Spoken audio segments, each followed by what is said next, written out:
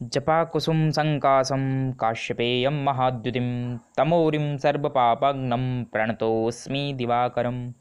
राधे राधे मित्रों, मैं पंडित विशाल शर्मा शास्त्री। आज हम चर्चा करेंगे कंकण सूर्य ग्रहण के 12 राशियों वाले मनुष्यों के ऊपर पड़ने वाले प्रभाव के विषय में। इस ग्रहण का हर व्यक्ति के ऊपर अलग अलग प्रभाव पड़ने वाला है। तो आइए जानते हैं प्रत्येक राशि का फल और उसका सरल उपाय कि किस प्रकार से प्रत्येक राशि वाले इस ग्रहण काल में सरल उपाय करके उसका शुभ परिणाम, पॉजिटिव एनर्जी प्राप्त करते हैं। तो सर्वप्रथम बात करेंगे मेष राशि वाले जातकों की। तो इनके ऊपर इस ग्रहण का कोई विशेष प्रभाव पड़ने वाला नहीं है, लेकिन कार्य को करने से पूर्व उसके परिणाम के विषय को अवश्य जान लें, अर्थात कार्य को सोच विचार कर करें। इनके लिए उपाय है, अपने पूजा घर के बाहर एक दीपक जलाएं, क्योंकि ग्रहण काल में पूजा नहीं करनी होती। इस कारण पूजा घर के बाहर एक दीपक जलाएं। स्नान आदि करके जब ग्रहण काल आरंभ हो उस समय सवा पाव मूंग दाल अपने सामने रख लें। इसको एक दिन पहले ले आएं। दाल को रखें और भगवान हनुमान जी का ध्यान करते हुए ओम हं हनुमते नमः मंत्र दोबारा सुने, ओम हं हनुमते नमः।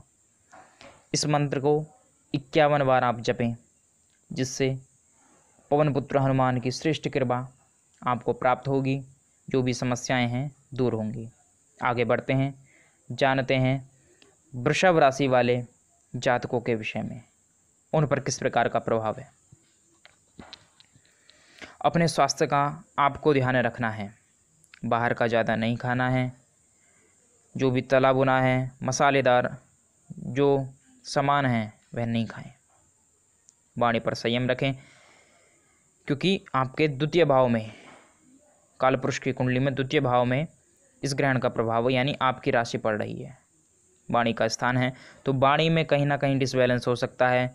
अत्यधिक क्रोध ना करें। आपके लिए उपाय है, 1.25 किलो साबुत चावल लेने हैं, अखंडित, टूटे हुए ना हों। उनको अपने सामने रखें, दीपक प्रज्वलित कर लें और भगवान कृष्ण का ध्यान करते हुए ओम नमो भगवते वासुदेवाय नमः मंत्र दोबारा सुने, ओम नमो भगवते वासुदेवाय नमः। इस मंत्र का जप 108 बार आपने करना है। आगे बढ़ते हैं और जानते हैं मिथुन राशि वाले जातकों के भविष्य के विषय में, उन पर किस प्रकार का प्रभाव। तो आपके विषय में यह ग्रहण क्या कहता है जानते हैं। आप सबसे ज़्यादा प्रभावित होंगे। क्यों? क्योंकि मिथुन राशि में ही इस ग्रहण का प्रभाव है। इसी राशि में यह घटित हो रहा है। तो आपकी सेहत में, आपके व्यवहार में, आपके व्यक्तित्व में ये ग्रहण परिवर्तन लाने वाला है। तो स्वास्थ्य का आपको ध्यान रखना है, व्यवहार का भी अपना ध्यान रखना है। किसी से अनबन ना हो, तो व्यवहार को अपना एक व्यवस्थित तरीके से आप रखें। कटु वचन किसी से नहीं कहने, अन्यथा समस्याएं उत्पन्न हो सकती हैं, परेशानी हो सकती है। तो इसके निमित्त उपाय क्या करना है आपके लिए बड़ा ज़रूरी है। सुने, साबुत मूंग आप अपने सामने रख लीजिए, 1.25 पाव लाकर। इष्ट देव जिनको आप मानते हैं, जिनका आप पूजन करते हैं, या भगवान सूर्य का ध्यान करते हुए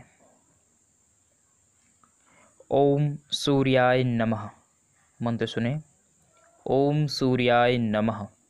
इस मंत्र को 108 बार जप सकते हैं, या उससे भी अधिक अगर समय है तो उससे भी अधिक, यथासंख्य। फिर संख्या आप बढ़ा सकते हैं, कम से कम 108। तो इस प्रकार से आपको करना है। चलिए आगे बढ़ते हैं और जानते हैं कर्क राशि वालों के विषय में, उन पर किस प्रकार का प्रभाव। तो कर्क राशि वाले जातकों के लिए आर्थिक समस्या का माहौल यह ग्रहण उत्पन्न कर सकता है। पैसे से संबंधित फाइनेंशियल प्रॉब्लम आपको आ सकती हैं। तो पैसे के लेन देन में संभल कर विचार करके ही लेन देन करें, अन्यथा कहीं पैसा आपका फंस सकता है, कहीं घाटे में जा सकता है, तो उसका बड़ा ध्यान रखें आप। यद्यपि कोई इस समय यात्रा है, 21 तारीख को कोई यात्रा है, तो उसे टाल दें। 2-4-6 दिन के बीच में कोई विशेष यात्रा ना करें। आपके लिए उपाय 1.25 किलो मिश्री ले सकते हैं या 1.25 पाव मिश्री ले सकते हैं। 1.25 किलो या 1.25 पाव, उसको अपने सामने रख लें। और मंत्र का क्या जाप करना है आपने? ओम सोम सोमाय नमः, इस मंत्र का आपने जाप करना है। ओम सोम सोमाय नमः, इस मंत्र का जाप करना है। यथासंख्य जो भी संख्या, अगर समय अधिक है तो 108 जप लें, या उससे अधिक, कम से कम 108 आपने जपना है, जिससे आपकी जो भी फाइनेंशियल जो प्रॉब्लम आने वाली हैं वो कम हो जाएंगी। तो इसी विषय को, इसी चर्चा को आगे बढ़ाते हुए जानते हैं सिंह राशि वालों के भविष्य के विषय में, उनका क्या फल है। आप स्वयं में कमजोरी महसूस कर सकते हैं सिंह राशि वाले जातक। क्यों? क्योंकि इनका जो स्वामी है सूर्य, उसको कौन ग्रास रहा है? राहु। तो ग्रसित अर्थात कमजोरी महसूस कर सकते हैं। स्वास्थ्य का विशेष ध्यान रखना है। आप जो है उपाय आपके लिए क्या सूटेबल है, क्या सही रहेगा, उसको जानते हैं। तो उपाय के लिए आपको 1.25 किलो गुड़ ले आएँ। एक दिन पूर्व मार्केट से, बाज़ार से 1 किलो गुड़ ले आएँ। गुड़ का कलर, उसका रंग जो है रेड होना चाहिए, लाल। उसको लाकर रख लें। ग्रहण काल में मंत्र का जाप क्या करना है? ओम ब्रह्म स्वरूपिणे सूर्य नारायणाय नमः। मंत्र दोबारा सुन ले। ओम ब्रह्म स्वरूपिणे सूर्य नारायणाय नमः। इस मंत्र का जितना हो सके उतना अधिक जाप करें, पॉजिटिव एनर्जी के लिए, सकारात्मक ऊर्जा के लिए। नहीं तो कम से कम 108 बार अवश्य जपें। और हो सके सूर्य चालीसा को आप पढ़ें, या अन्यत्र कोई मंत्र है, गुरु दीक्षा ले रखी तो उस मंत्र को जपें। तो ऐसे ही आगे कन्या राशि के विषय में चर्चा करते हैं और जानते हैं उनका राशिफल। तो उनके लिए कहा गया है, इस ग्रहण का जो फल है, इस समय उन्हें जो भी डिसीजन लेने, जो भी कार्य आगे करने हैं, बड़ों की आज्ञा से पूछकर और समझकर कार्यों को करें। नहीं तो कहीं ना कहीं उन कार्यों में विघ्न और बाधा आ सकती हैं। कहीं ना कहीं आप शीघ्रता यद्यपि कार्य में करते हैं तो उसका जो परिणाम है शुभ नहीं हो सकता है, कहीं ना कहीं त्रुटि रह जाएंगी, जिसके फलस्वरूप उसमें समस्या उत्पन्न हो सकती हैं। तो आपके निमित्त एक उपाय है, उसको आप करें। उपाय है 50 ग्राम इलायची आप लें और उसका ग्रहण काल के पश्चात कहीं भी धर्म स्थान है वहाँ उसका दान कर दें। और आपने मंत्र क्या जपना है? मंत्र के विषय में ओम नमः शिवाय, ओम नमः शिवाय। भगवान शिव का ध्यान करते हुए इस मंत्र को जितना आप जपेंगे लाभ होगा। तो ऐसे ही जो भी दान की सामग्रियां हैं, अगर कोई योग्य है उसको आप दान कर सकते हैं, अन्यथा किसी भी धर्म स्थान पर पास में जाके वहाँ दान कर सकते हैं। तो इसी प्रकार से जो भी उपाय बताए गए हैं इनको आप करें। और आपके निमित्त आप सभी के मेष से कन्या तक की राशि के लिए एक उपाय है, चमत्कारी उपाय, लक्ष्मी प्राप्ति हेतु। अगर पैसे से संबंधित किसी भी राशि वालों को अगर कोई समस्या चल रही है तो उनके निमित्त उपाय है, ये सभी राशि वाले कर सकते हैं। करना क्या है?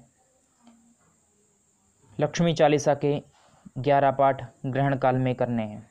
लक्ष्मी चालीसा नेट से आप फ़ोन में डाउनलोड कर सकते हैं, या बाज़ार से लक्ष्मी चालीसा की छोटी सी पुस्तक आती है उसको आप खरीद के ला सकते हैं। और 2 पाठ विष्णु चालीसा के करने हैं। तो विष्णु चालीसा भी साथ में ले आइएगा या उसको भी साथ में डाउनलोड कीजिएगा। ग्रहण पूर्ण होने के पश्चात स्नान आदि कर लें, घर में गंगा जल छिड़क लें और पूजा घर में बैठकर दीपक जलाएं, धूप जलाएं। उसके पश्चात एक ताम्र का हवन कुंड लें, छोटा सा, नहीं है मिट्टी का पात्र लें, वह भी उपलब्ध नहीं है तो नीचे भूमि पर मिट्टी बिछाकर उस पर कपूर इत्यादि जलाकर आम की लकड़ियाँ यानी आम की समिधा उनको थोड़ा सा एकत्र कर लें, थोड़ी सी चाहिए, उनको प्रज्वलित कर लें और अग्निदेव को प्रणाम करते हुए, भगवान गणेश जी को प्रणाम करते हुए और प्रत्यक्ष जो दीपक जल रहा है तो प्रज्वलित ज्वाला को प्रणाम करते हुए 11, 21 या 51 आहुतियाँ केवल घी की देनी है। और मंत्र क्या पढ़ना है आपने, मंत्र क्या बोलना है, ओम लक्ष्मी नारायणाय नमः। दोबारा सुन लें, ओम लक्ष्मी नारायणाय नमः। और बाद में जब घी आप डालेंगे स्वाहा, स्वाहा शब्द अनिवार्य है। तो जब इस प्रकार से मंत्र पढ़ेंगे और डालते समय घी को स्वाहा बोलेंगे तो इस प्रयोग से धन की जो भी समस्याएं चल रही हैं समाप्त होंगी और नवीन मार्ग आगे बनेंगे। इस प्रकार से जो भी आपकी जिज्ञासाएं हैं, कुछ जानना है, कुछ पूछना है, आप कमेंट में लिख सकते हैं। चैनल को लाइक करें, सब्सक्राइब करें और हमसे निरंतर जुड़े रहें। अपना ध्यान रखें, अपनों का ध्यान रखें। श्री राधे, जय जय श्री राधे श्याम।